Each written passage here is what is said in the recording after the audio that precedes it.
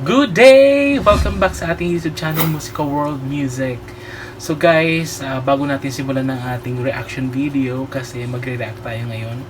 And pasensya na kayo doon sa last reaction video natin kasi during the time, madaling araw na siya. Biglaan lang naisipan ko guys na gumawa ng reaction video kasi nadaanan ko sa YouTube si Stel doon sa performance niya ng All By Myself doon sa katatapos lang na David Foster and Friends dito sa Philippines. And syempre isa siya sa mga nakuhang guest ni David, and siya pa yung ata nagparang front act sa show. So yan guys, magbibigay tayo ngayon ng reaction kasi hindi kasi ako masyado nakapag-react nung time na gumawa ko ng reaction video kay Stel doon sa All By Myself. So ngayon ko sasabihin yung mga napansin ko doon, yung aking reaction. So, unang-una sa lahat, napansin ko kay David Foster na hindi niya pa masyadong kilala si Stel, or hindi pa siya aware siguro sa SB19. Mismo si Stel hindi niya pa masyadong kilala.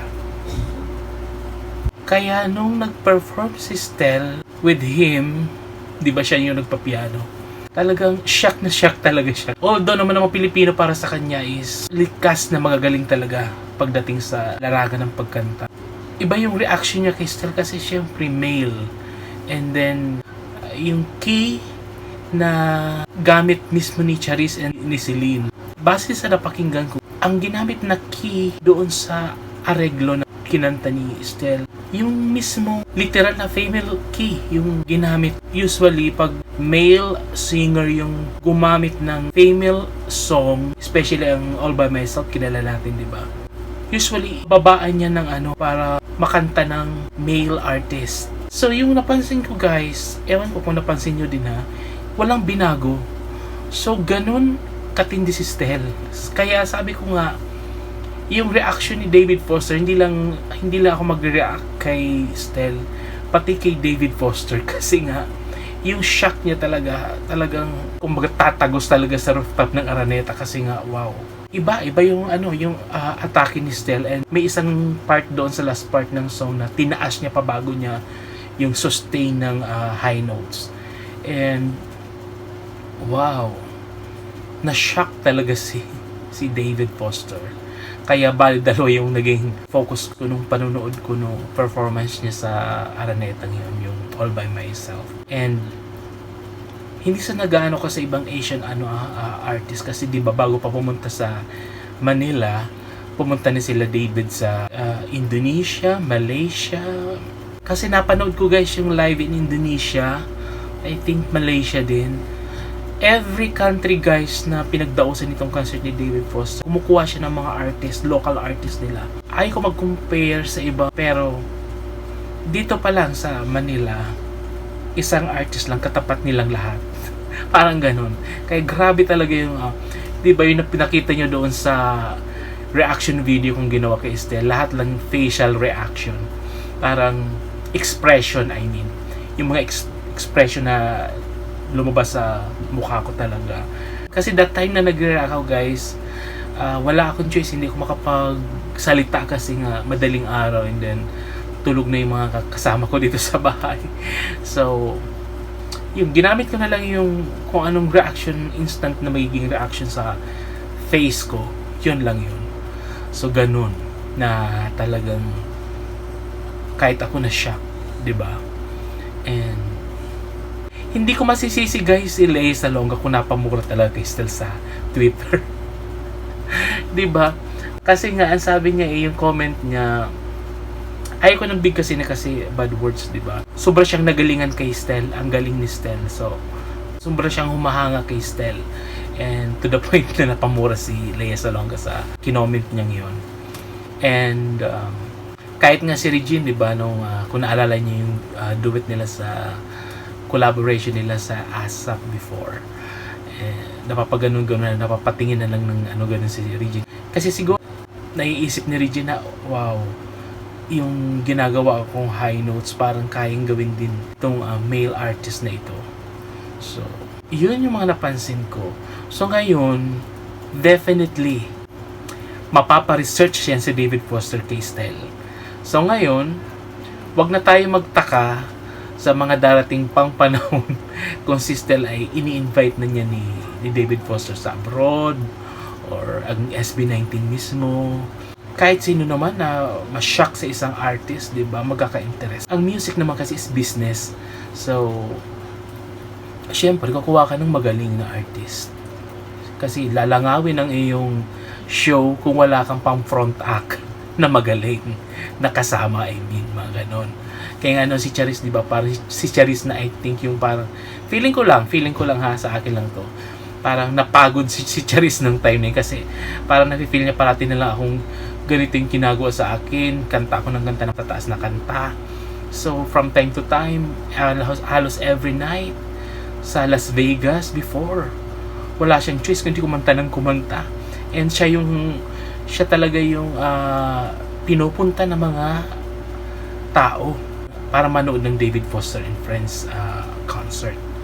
Kaya sabi ko nga, since na-discover niya si Stell, malamang ito sa ano ko lang, hindi ito yung huling performance ni Stell kay David. Nafe-feel ko yan.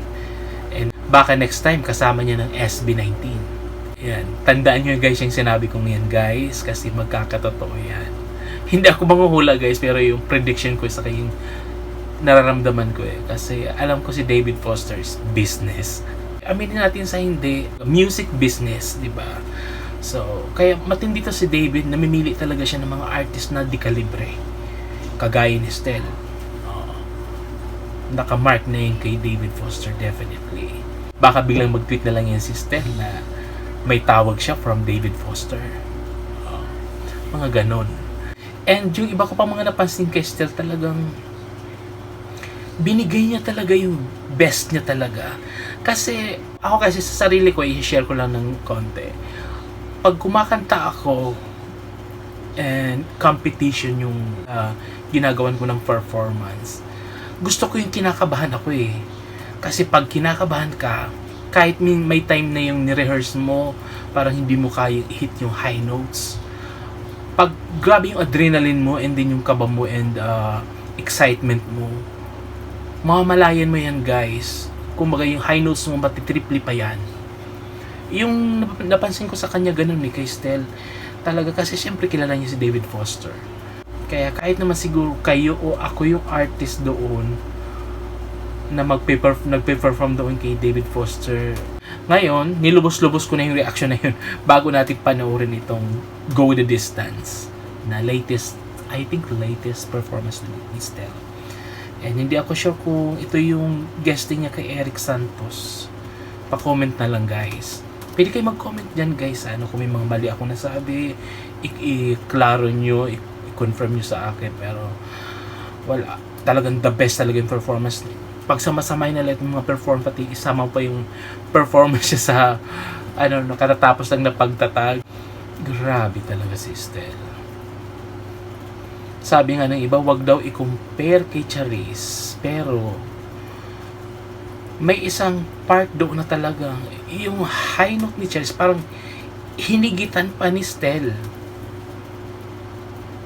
ng 1,000,000 taas. Sabi ko nga, wow, lumaki yung mata ko talaga. Sabi ko, iba to si Stell. And sabi ni Ryan Cayabyab, ni Maestro Ryan Cayabyab, isinalba ni Stell ang OPM. Ayan. Kasi syempre, I know andyan pa si Regine and other OPM legends. Pero ito yung bagong usbong. Pwede mong ipagmalaki as a Pilipino. Diba? And even si Lea Salonga, saludo sa kanya. So yun guys, the best talaga yung performance ni Stell sa David Foster and Friends. And wow, version ni Charis na yung ulit-ulit. I think si Celine, tapos ginamit din ni Charis yung part na sa climax ng song. Di ba yung pa ulit-ulit doon hanggang sa hinit niya yung pinaka-high notes. Kung male artist ka, tapos yung age mo kagaya kay Stell, Ewan, dito mo lang siguro yun sa Pilipinas makikita na may kayang gumawa ng ganyan na male artist. Jed Madela, kaya niya sigurong gawin yan. Pero si Estel, pinatunayan niya na kaya niya. So yun. Wow. Isa lang masabi ko kay Estel, guys. So wow. Proud to be Pinoy. Diba?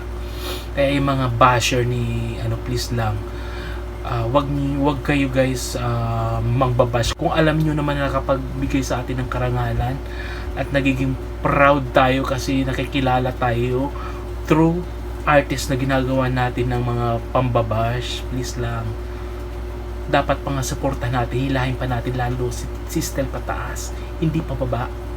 Kaya stop bashing talaga, please. Yung parati ko sinasabi sa mga video ko, always be kind. Kasi karamihan sa atin na walang naiambag na karangalan, pero yan si Estel, nagsisimula pa lang si Estel pero winuwindang niya na yung world. So from SB19 to siya mismo.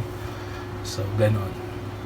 And I hope si Estel wag masyad mag-focus sa mga basher para hindi maapektuhan yung kanyang career and yung kanyang mental health, syempre. Kasi kung ikaw parating tinitira ng mga kanigahan, di ba? Syempre, malaking yun, distraction sa mo. Kaya I hope mas tatagan pa ni Estel kasi may mga lumalabas ng mga basher talaga. Ewan ko ba dyan, mga Pilipino din naman tayo. Anyway, puntahan na natin guys itong bago kong gagawa ng reaction. Ito yung Go the Distance na pinerform ni Estel. Alam nyo, bagay kay Estel yung mga ganito yung mga ginagamit sa mga Broadway. Yan. Kaya I hope si Leia ilakad niyo to si Estel sa mga nasa larangan ng Broadway. 'Di ba? Kung si Vina Morales nga natulungan ni Lea Salonga. Sana si Estel kasi bata pa. So fresh. And yun lang guys. So play na natin guys yung ating gagawa ng reaction ngayon. And alam ko guys, may mga viewers tayo nagme-message sa akin na gumawa na ulit ako ng mga reaction videos, especially sa SB19 or kay Ken. So guys, tatry na ulit natin ngayon. Pero hanggang hindi pa natatapos guys yung issue ko sa YT, ewan, ayok masolve ko na para dire-diretso na yung ginagawa nating pagsusupport and pagre-react sa mga kagaya ng SB19 na isa sa mga ipinagmamalaki ko. So yun guys, start na natin gawa ng reaction tong katatapos lang na performance ni Estel. I think isa to sa mga performance niyang ginawa sa concert ni Eric Santos kung hindi ako nagkakamali. So play na natin.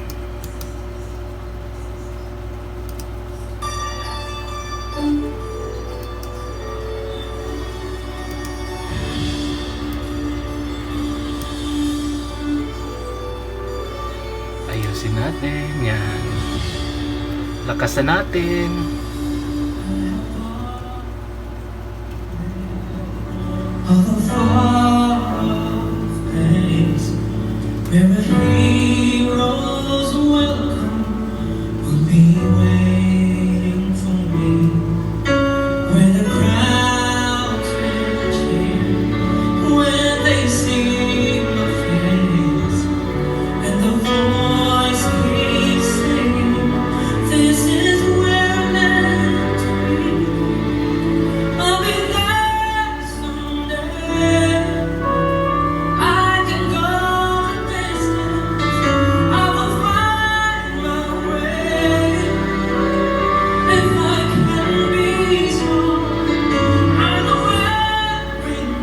Tapusin natin guys yung song yung kanta, saka tayo gagawa ng reaction. When I go the distance, I'll be there.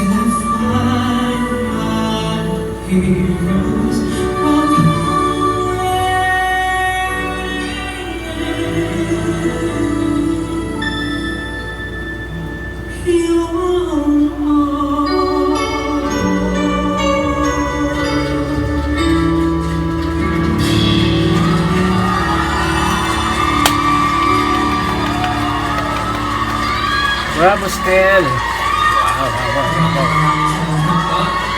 Nagustuhan niyo po ba yan? Yes, yes. Sabi ni Regine, yes. So yun na guys. Yun na. Ayusin muna natin ating yan. Paggagawa ko ng reaction video guys, kung napansin nyo, very original. Compare guys sa ibang mga reactors. Di ba yung pagganito tayo? Kasi ayaw ko nang para at least original naman. Kasi yung mga ibang reactors talagang I think nagda-download sila ng apps. Ako kasi ayaw ko na ng mga ganun. And teka lang ha. Ayusin pa natin yan si Ken. Okay, sabi ni Regine, approve. Kasi di ba isa yan sa mga iconic na, although hindi naman yan originally kinanta ni Regine, pero aminin nyo sa hindi, nung kinanta ni Regine, parang siya na yung nakilala natin kumanta ng Go the Distance during SOP days ni Regine. Kinanta niya yun doon, Go the Distance, and sa isa sa mga Bantay Bata concert ata sa ABS before. And yun, nang kinantay ni Regine before, talagang wawawin. So talaga yung wawawin. Napansin ko, balik tayo kay Stella, no? Base dito sa napanood ko, overall, wow, galing. And alam mong, kasi ako sa sarili ko, kumakanta din naman ako, so alam ko talaga yung mga kung may sabit or malinis o talagang flawless yung performance. Yung pinakita ni Stella ay talagang kabisado niya yung kanta. Lumalabas na talagang halos ata parating niya itong nakakanta na before pa. Sa madaling salita, kabisado ni Stella yung song. So, nilaro-laro niya. So, yun ang nakikita ko kasi nga reaction video ito. So, kailangan maibigay ko yung tamang reactions base sa napanood ko at narinig ng tainga ko.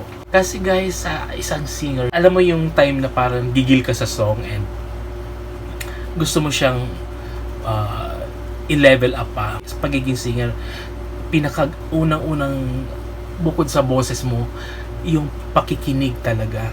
Siguro may mga hindi masyado siyang, kasi live band, di ba? Part na medyo hindi sumakto o hindi umakma doon sa song, napansin ko yun. Pero minimal yung part lang na ewan mo kung napansin nyo din. Kasi siguro masyadong nilaro ni Stell yung song. So, ganun. And sa mga singer naman is normal yun. And especially sa mga kagaya ni Mariah, kagaya ng Hero, pag piniperform yan ni Mariah Carey ngayon guys, ibang-iba na kumpara nung panahon, especially nung 90s. Nilalagay niya na yan ng yung mga high, especially yung mga high notes, nilalagay niya na lang yan ng mga ad-libs. Mga ganun siyang ginagawa. Parang kinakat-cut niya yung yung para hindi masapul talaga yung hinihingi na high notes ng song. Para hindi niya i-deliver yung high notes na yun, ginagawa niya ng ganong style. Anyway, maganda naman pakinggan, pero magiging safe yung artist, especially kung may pinagdadaanan na sa boses. Kaya, sa isang singer, hindi maiwasan yung may mga gano'n na hindi gano'n kalinis na tinatawag. Kasi nga, unang-una sa lahat, hindi yan album version, yan ay live version. So, kinanta ni Stell sa banda, especially pag band, maingay masyado yung mga instrument, yung especially drums and minsan maano yun sa pandinig ng yung minsan sa sobrang ingay ng banda, kaya may ginagamit ng mga singer na yung pang-control ng para siyempre may crowd and yung band mix, so mawala ka sa focus talaga. So ganun, kaya huwag tayong aasa sometimes na pag nag-perform ang isang artist is ganun kalinis. Hindi guys, especially pag live. Kaya maganda minsan yung ang mga artist, lalo kung kagaya ni Estelle Belter, di ba? Pakinggan mo yung studio version, di ba? Yung nasa CD or nasa ano. Doon nila ma-showcase talaga yung quality ng boses. Pero pagdating sa live, talagang iibahin nila yan. Unang-una, para hindi sila maparatangan na nag-lip sync, di ba? So, kailangan nilang bago-baguhin yung ano. And minsan naman, kumpara, sabi nga na Regine, nakaka-boring din kung parating ganun ang gagawin mong style. Kaya minsan binabago-bago niya, and pag hindi niya naman sobrang itinataas, naboboring siya. Yung mga explanation ni Regine before, kasi inaamin niya nga na, sabi niya sa rin niya, hindi na ganun siya kagaling. So, hindi na ganun yung boses niya kumpara dati. So, pero para sa akin, wala nang kailangan patunayan pa. Celine, Regine, Sheena Easton, Mariah. So, yun lang. Balikan natin sa Estelle. Ang masasabi ko lang, guys, ang galing. Maganda yung performance. Although may konting-konti lang, minimal. And para sa akin, normal lang naman yun sa isang kagaya ni Estelle. And para naman sa akin, normal lang naman yun. Syempre, live yan. So, minsan hindi nagiging perfect yung mga ginagawa nating style or yung ginagawa nating mga adlibs. Minsan hindi umaakma, kaya dapat bago mag-perform, dapat kailangan kabisado muna yung gagawin mong atake sa song para maiwasan yung mga ganyang hindi inaasahan. Na overall, wala akong mapintas, wala akong masabi, talagang the best. Maganda yung pinakitang performance Estelle ngayon dyan sa Go the Distance. And I hope nabigyan ko ng magandang reaction yung All By Myself. So yan lang, guys. Siguro gagawa pa tayo ng ibang reaction kay Ken naman, syempre sa aking manok, sa ating bias. So abang-abang na lang, guys. Again, guys, thank you for watching. Always be kind. God bless us, guys. Don't forget to like and subscribe. Thank you, guys.